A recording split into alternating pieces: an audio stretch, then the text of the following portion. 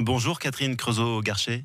Bonjour. D'abord, est-ce qu'on peut rappeler ce qu'est la DMLA ? C'est une maladie de la rétine, c'est ça ? C'est une maladie de la rétine centrale.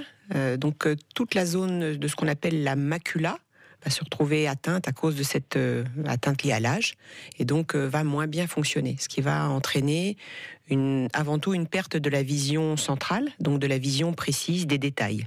Et ça peut entraîner à long terme une cécité, c'est-à-dire que la personne devient aveugle ? Alors, dans l'esprit de la population, cécité, ça veut dire être dans le noir. Ce qui n'est pas le cas pour la DMLA, puisqu'en fait, ce qui ne fonctionne pas, c'est la vision centrale. Ce qui permet au patient de se déplacer. Donc, en fait, le patient n'est pas dans le noir. Il faut rassurer le patient dans ce cadre-là. En revanche, il n'est plus capable ou moins capable de lire son journal, de lire une facture. Il est toujours capable de se déplacer plus ou moins facilement seul en fonction de l'atteinte et de l'extension de la zone qui est détruite. Alors ça joue avec l'âge, on l'a dit à partir de 50 ans, surtout pour les personnes de plus de 50 ans. Ça touche combien de personnes en Côte d'Or, on a des chiffres ? On n'a pas de chiffres précis parce que c'est extrêmement difficile de définir les patients atteints de DMLA parce qu'il n'y a pas un stade où vous êtes atteint de DMLA. Il y a une évolution progressive des formes débutantes vers l'atteinte finale avec une atteinte grave et la maladie qui a des manifestations plus sévères. Donc en fait, vous évoluez progressivement de ce qu'on appelle la maculopathie liée à l'âge, qui est la forme débutante, qui est celle précisément que l'on cherche à dépister, vers la forme avérée de la maladie, qui est la DMLA. Mais on estime qu'en France, il y a environ 1 million et demi de patients qui souffrent de DMLA. Combien vous en traitez au CHU de Dijon ? On a une file active de patients qui sont traités, injectés, de l'ordre de 500 à 800 par an.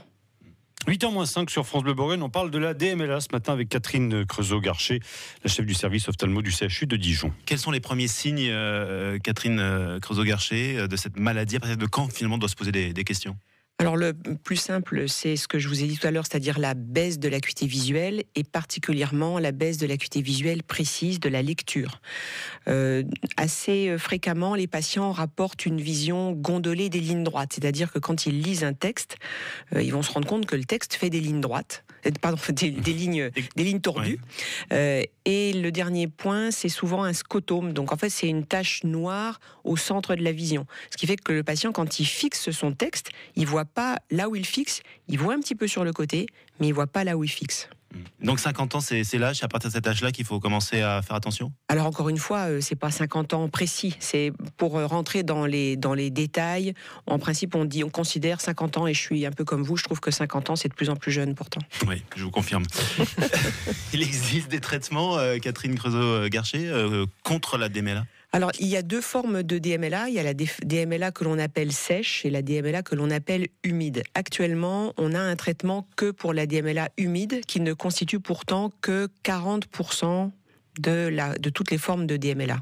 Seulement 40%, donc le reste... Le 60%, on n'a pas encore de traitement. Il y a des essais cliniques qui sont en cours actuellement, qui vont peut-être aller vers une forme de traitement, ce traitement passant systématiquement par des injections à l'intérieur de l'œil du produit qui est là pour limiter l'extension de la DMLA.